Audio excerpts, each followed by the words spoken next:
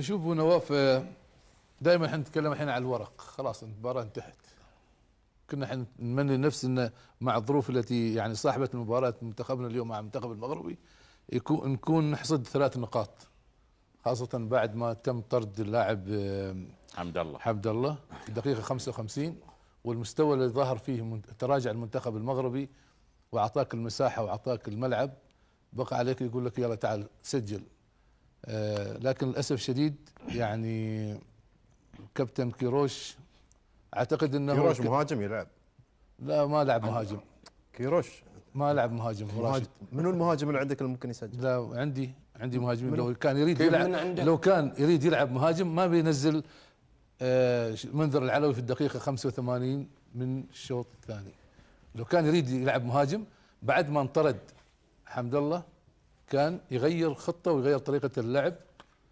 وعندنا احنا مدربين ولاعبين هنا موجودين والمشاهدين يتابعوا، لكن كيروش ذهب لهدف له هو يريد يوصله في باله، اللي هو انه يعني ما ينهزم من منتخب المغرب، على اساس انه سبق وانه في 3 لقاءات سابقه في تاريخه كونه مدرب سابق ما انهزم من المغرب. 4 أو 3. زين لو فاز، ترى لو فاز بعد ما بعد بس هو لا يملك الشجاعه للاسف، شو اقول انه يلعب بالطريقه يهاجم. هو نعم منظومه دفاعيه عنده جيده، لكن كمنظومه هجوميه للاسف يفتقدها كيروش. بس ما يقدر يفتح مع المغرب. لا اسمح ابو نواف، اليوم اصلا مو ما يقدر. انت نعم معاه. انا في الشوط الاول كان المنتخب المغربي خطير لانه كامل، لكن بعد ما انطرد عندهم لاعب الكل شاهد المباراه والكل ياسين يشوف المباراه. طلال غير واقعي وغير منطقي. من غير واقعي. والمنتخب العمان من غير واقعي. انت ليش غير واقعي؟ انا بقول لك ليش انت مش واقعي. ليش قولي؟ اعتقد يعني الحين اذا غالبيتكم انتم تبحثون اليوم عن المنتخب العماني. انا اتكلم انا بتكلم معلش. انت تتكلم. خلينا نكمل الحين. شو بتكلم؟ شو بتقول؟ لا خلينا نكمل. انت شو بتقول؟ انا ما خلصت الان. خلص. انت على طول يعني انا سألتك غير واقعي وغير هذا. يعقوب لان سألتك. لا ما سألتك. انا ما بسألك عن المباراة اليوم. ما يصير. خليه يخلص. بس كلام رياض منطقي والله. لا غير واقعي. ما قال شيء. طيب ايش قال؟ غير واقعي غير منطقي. حافظ كلمتين ويقولها. طلال كمل. شوف احنا عندما نتكلم عن احداث مباراة اليوم مختلفة تماما، كانت في متناول اليد، لأن المنتخب المغرب ما هو المنتخب المغرب اللي يعني اللي كنا نتوقع منه، وخاصة حتى مباراته الماضية مع المنتخب جزر القمر.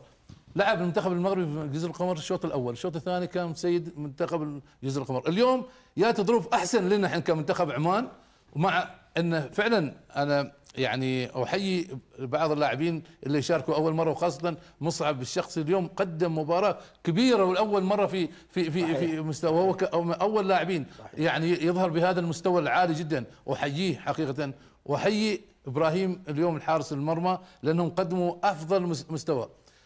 انا عندما اتكلم عن كيروش ليس الان كرها في هذا المدرب، وانما كنا نتطلع ونطمح ان هذا المدرب مدرب عالمي يضيف للفريق شيء كثير خلال من تولى التدريب حتى الان. لكن للاسف الان في المؤتمر الصحفي الان خلينا نكمل راشد. الان في المؤتمر الصحفي يبحث عن تبريرات. ايش التبريرات تبحث عنها؟ شو قال؟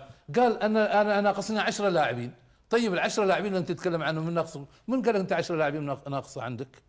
انت قاعد اول ما جيت تتكلم عن ان بديت باعداد منتخب وتقول انا سوف اعد منتخب للمستقبل، وانت تاخر المنتخب. انت هالفكر هو سببه. من هذا الفكر اللي انت تتكلم فيه هو السبب تاخر المنتخب. كيف؟ المدرب كم كمل الحين عندك؟ 4 اشهر المدرب. 4 اشهر وتبغي منه نتائج؟ لا كيف ما اريد نتائج منه؟ اسمعني راشد اذا انت تهاجمه من اول مباراه. من هاجم من اول مباراه؟ قبل المباراه ما يستوي. قبل المباراه يهاجم. ما يستوي. انت لحظه هو يهاجم نفسه بنفسه. اليوم المنتخب العماني في المباراه الاولى والمباراه الثانيه مقدم مستوى كبير. يا راشد لازم تعترف بواقع. لا خليني اكمل. لا اسمعني. لا خليني اكمل. تفضل. لازم تعترف بواقع ان المنتخب العماني مش المنتخب العماني مال 2007 و2009. المنتخب العماني محتاج الى شغل كبير انك تشتغل عليه علشان يوصل لمرحله اللي يقدر ينافس المنتخبات الاخرى. لحظه خليني اكمل. الحين انت عندك في المنتخب العماني قبل في 2007 2009 كان المنتخب 3/4 محترفين في الدوريات الخليجيه. نعم. وين الحين اللاعب العماني في الدوريات الخليجيه؟ كم لاعب يلعب في الدوري العماني؟ عندك الرقم؟ قاعد تحاسبني، عندك الرقم. لا، عن منتخب عمان. عمليه الحين انت كيروش جاي من 4 شهور. نعم. وشفنا المنتخب العماني في الملحق الاسيوي. نعم. وشفناه في اول مباراتين. نعم. يقدم مستوى على اعلى مستوى. مشكلتي الوحيده نعم. في التهديف، ما يهدف المنتخب. طيب وانا ايش قاعد اتكلم؟ لكن ما عليه، بس من 4 شهور. نعم. وتبغيه، هو في النهايه مو بساحر ترى. اقول لك اعطوه وقت يا اخي. طيب يا اخي طالما المنتخب يقدم مستويات جيده اعطوه وقته، راشد، لا تستعينون أوكي. عليه. لا اسمعني، الحين انت قاعد تتكلم عن منتخب عمان في 2006 و2007. لا تجاوزناها هاي. زين تجاوز. انت منتخب عمان في 2025 الحين في نهايه 2024 كاس الخليج الماضيه في الكويت، ما هو منتخب عمان؟ منتخب البحرين فايز كاس لا الخليج. اسمع ما هو منتخب عمان؟ ما قدم افضل مستويات؟ ما منتخب عمان دائما وابدا في هذه البطولات يقدم افضل مستويات؟ ويوم قدم افضل مستويات، يوم قدم افضل مستويات هاجمت المدرب خليني اكمل لك. هاجمت رشيد. لا لا اسمح لي، انا ما هاجمت رشيد. إلا هاجمت. لا لا لا لا لا لا لا تحطوا الان يا سالفه شو اسمه. لا انا تكلمت واقول على هذه الطاوله، واعتقد ان الفيديوهات موجوده وحاضره. انا عندما تكلمت مع علي رشيد تكلمت عن التصاريح اللي كان يصرحها قبل كل مباراه، اما عن المستوى اللي كان قدمه المنتخب في كاس الخليج، اخر بطوله كاس الخليج مع رشيد جابر، كان منتخب يمشي بطريقه متميزه، وانتم اشدتوا بهذا المنتخب ونفس المنتخب. لا بس انت هاجمت رشيد. لا ما هاجمت رشيد يعقوب. تبى انا اطلع لك طلع. ايوه طلع. انا اتكلم. هاجمت رشيد واعتذرت. واعتذرت بعد. حبيبي لا هاجمت. انا لا ما هاجمتك فنيا، هاجمته في التصاريح اللي كان يعني هاجمت المدرب. اسمع وفيصل هاجمته بتبديل نهائي الخليج. قلت انت لو مو مبدل اللاعب هذا. ايه انا اسمعني. لا هاجمت رشيد بعد مباراتنا مع البحرين. نعم تكلمت عن الوضع اللي هي ترى كنت تقيم بالقطعه. لا ما اقيم بالقطعه. وعندي يعني اول كاس الخليج، قبل كاس الخليج وفي التحضير هاجمت رشيد. في نص البطولة اعتذرت لرشيد. آخر يوم في البطولة لما خسرت من البحرين هاجمت رشيد. زين. اليوم طلال اليوم قبل ما تبدأ البطولة هاجمت كيروش. ليش؟ والله صرح وقال هالكلام وكذا كذا. مع كل مباراة تهاجم. أنا ما عندي لغة المهاجمة، هذا ما أسلوبي. وإنما كل واحد يبدأ بهذه الأسلوب بهالطريقة لازم أقول كلمة فيه. يعني ارفع له القبعه. لا لازم لازم تقول للمسؤول، لازم تقول ليش لازم اقول؟ لازم تقول ان الدوري العماني لازم يتطور. لا حبيبي اسمعني، هو تكلم عن الدوري العماني هو ما تغير منه شيء ابدا الا قبل 20 سنه. هو الدوري العماني نفس زين المفروض طالب تطويره. اسمعني، تراجع انديه كثيره، انديه تاريخيه ليس لها وجود. كيف تقول هذا الكلام؟ رياض انت مش موجود في عمان. تراجع الانديه ليس تراجع وراحت الى الخلف، وانت تقول ان الدوري السعودي 20 سنه افضل الانديه تراجعت. انا قاعد اكلمك عن الدوري العماني بنفس المستوى. كيف تراجع في كلام يعقوب؟ تراجع الانديه العمانيه. لحظه، خل تراجع الانديه السعوديه. انا اتفق مع راشد. شوف يعقوب اليوم الكرة العمانية في مرحلة. شو تدور في التليفون؟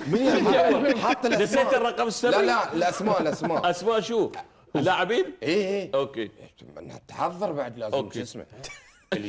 اليوم الكرة السعودية، الكرة العمانية بحرينية تمر بأسوأ مرحلة من ناحية الافراد، تراجع الافراد، اصابات. نرجع الافراد. انا بقول لك بالاسماء وخلي يقول لي لا. زين اليوم مرحلة انتقالية. زين المنتخب بلا نجوم بلا افراد. كيروش اللي قاعد يسويه على امكانية الفريق امر طبيعي، لن يذهب كيروش بفريق مثل هذا العمان. انا بسأل طلال، خلينا نتكلم احنا اليوم. طلال يعني يتكلم التليفون. زين الاسماء هني اليوم يعقوب. محسن غساني مش موجود، هذا المهاجم الاول محترف في تيري. اي مش موجود. طيب. وهم يعانون من مسجل الاهداف. طيب. زين اوكي. زاهر الاكبري موجود. لا نعم لحظه عاد موجود. متراجع مستوى ولا مش متراجع مستوى؟ بس موجود ولا لا انا اقيم لاعب الحين؟ لا شلون؟ لا انا ما قيمك لاعب. لا متراجع مستوى. اذا كان لحظه اذا يا كنت يعقوب. بتتكلم لي ان هذا فلان اليوم النجم الاول مستوى. لحظه النجم الاول صلاح من سنه متراجع مستوى ولا مش متراجع مستوى؟ فشل في الاحتراف وابرز لاعب وصانع اللعب ومتراجع مستوى. لحظه خلينا نكمل. لا تقول فشل، لا تقول فشل، قول ما نجح. اسحب الكلمه. ما نجح. شنو فشل؟ اسمح لي شنو قلت؟ لا اقول انت ما تعرف ايش قلت؟ شنو قلت؟ انت ما تعرف ايش قلت؟ قلت فشل. قلت فشل في الاحتراف. انت شنو؟ ما نجح في الاحتراف. نعم لا ما نجح فشل وما نجح. لا اسمح لي كلمة أحلى. صلاح نفس الشيء. لا اسحب اول كلمه. شنو اسحب فشل؟ لا بالعربي يعقوب ما ما عليه بس ما عليه طلال. نعم يعني الحين انت تقول هو قال فشل في الاحتراف. نعم. انت قلت ما نجح. ترى المعنى واحد. لا ما واحد. لا المعنى واحد. انت تبي تجمل الصوره جملها. ما جمل الصوره. بس هو الفشل نفس لا الفشل تعرف ايش مسبباته؟ تعرض لاصابه. معلش خلينا نكمل. ايوه يعني السبب الاصابه اوكي يعني ما نجح. ما نجح يعني ما نجح في الاداء. ترى ما اساء لما قال لا بس ايش معناته؟ يعني فشل ممكن في اسباب وايد خلته. ايوه هو شوف عندما يكون ما نجح بنقول لك ما نجح. خلينا نكمل محور لا تودينا من هناك. خلينا نكمل محور. اليوم المنذر العلوي مستواه متذبذب ومتراجع. اليوم امجد الحارثي لاعب كله مصاب. 6 لاعبين هم الابرز خلال سنتين في الساحه مش معاه كيروش وينتظر من كيروش ان يفوز على الكره المغربيه، ينتظر ان يوصل الى كاس العالم. ليس منطق. انت اليوم كيروش يحتاج وكان على وشك يوصل كاس العالم. كيروش يحتاج له وقت، يحتاج له مساحه. كيف انتم تهاجمون كيروش وانتم عناصركم اليوم مو في احسن حالهم، مو في اقوى حالتهم؟ انا المؤتمر في 10 لاعبين فيصل اللاعبين المصابين والدوري يجيب النعاس. اسمح لي استغرب انا. اسمح لي انت خلصت؟ يعقوب ابرز اللاعبين في خارطه المنتخب العماني بينهم من متراجع، بينهم مصاب، بينهم ما حدا. وضع طبيعي. اذا هو الطبيعي ليش كل مرحله انتقاليه كل السبب كله على كيروش؟ اسمعني انا ما كيف انتم عندكم كم من اللاعبين، عندكم نجوم وايد 6 ابرز الاسماء مش موجوده بين الاصابات وبين التذبذب المستوى. اسمعني ما في حديث. لا انت اسمعني اذا كنت بتاخذ مبدا انك انت تقييم تعارض من اجل المعارض. لا انا ما اعارض. اسمعني انا بقول لك شيء وكل الناس قال لك شو السبب. انا بقول رد على السبب. خليني ارد عليك. لا تلف وايد. لا ما الف. انا اقول لك شيء. اوكي. متى تعاقد الاتحاد العماني مع كيروش؟ قبل 6 4 5 شهور. طيب عندما جاء كيروش يتعاقد مع الاتحاد العماني، ما كان كيروش يعرف ان هؤلاء اللاعبين والدوري وما دوري عن هذا بنفس المستوى؟ نعم يتعاطى هو. شو المشكله زين؟ شو المشكله زين؟ اسمعني اوكي. انت عندما تيجي تعاقدت مش سبب هاي اللي لا اسمع خليني اكمل لك الحين. خليني اكمل لك. تفضل. تبرير ما تبرير. نكمل معك عن التبرير. احداث واقعيه. طلال بسألك سؤال. نعم. الحين انت تتكلم عن وضع اللي يتكلم عنه رياض وتتكلم عنه انت. نعم. اليوم انت كاتحاد. نعم. كاتحاد كرة قدم. نعم. اليوم عندك دوري. انت تقول والشارع الرياضي يقول ان الدوري ما يرقى انه يجهز لك لاعبين على مستوى كبير. صح كلامك صح. انزين. نعم. وجايب مدرب على مستوى عالي. نعم. شو الحل عشان تجهز منتخب؟ نعم. انك تسوي تجمعات طويله. نعم. تلعب مباريات وديه. نعم. هذا شغل من شغل الاتحاد ومدرب. ليش ما سووا؟ زين. من قال ما سوى؟ هو قال لا ابدا. جاي قبلها بيومين. لا ابدا. كلام غير صحيح. مدرب يقول كلام صحيح. انت اصلا معلومه ما عندك معلومات. المدرب ما هو يقول مدرب كلام غير صحيح. اول ما وصل المدرب راح معسكر في تركيا. يا اخي الحين تكلم قبل البطوله دي. قبل البطوله يقول ما اعطوني وقف الدوري. ايش الكلام هذا؟ ويقول ما اعطوني وقت. يا اخي العزيز تو انتم قاعد تتكلموا الحين. كان في فديه. اكلمك. كان في فديه اصلا. انا قاعد اكلمكم عن واقع انا جاي منه. زين بسالك سؤال. نعم. كم اسبوع جهز الفريق معسكر عشان يجي بطوله العرب؟ احنا قبل بطولة العرب كنا بيومين لاعبين ملحق مع في ملحق كاس العالم، يعني ما جاهز. كمل شهر، يعني جاهز. الفريق جاهز. والحين لعبنا الدوري كم جولتين 3 جولات، وهو وقف الدوري ويعدل المنتخب. وقف الدوري ولعبنا بالضبط؟ مباراتين، لعبنا مع السودان ولعبنا مع كم يوم معسكر كان؟ لعبنا اكثر عن 10 ايام 15 يوم على قبل كاس العالم. ايوه قبل كاس العرب. في فديك، ومتى في فديك. متى لاعبين مع الصومال مدرب قبل يقول كلام. قبل هو يقول كلام. لاعبين في قبل فديك، في قبل فديك. كاس العرب مع الصومال في قطر. صحيح. وقبل قطر احنا لاعبين مباراتين صحيح. في مسقط. يعني الكلام اللي يقال ما كله صح للاسف الشديد. انا لست الان يعني يعني هاجم كيروش، لكن ما لابد ان تكون تعيش في واقع.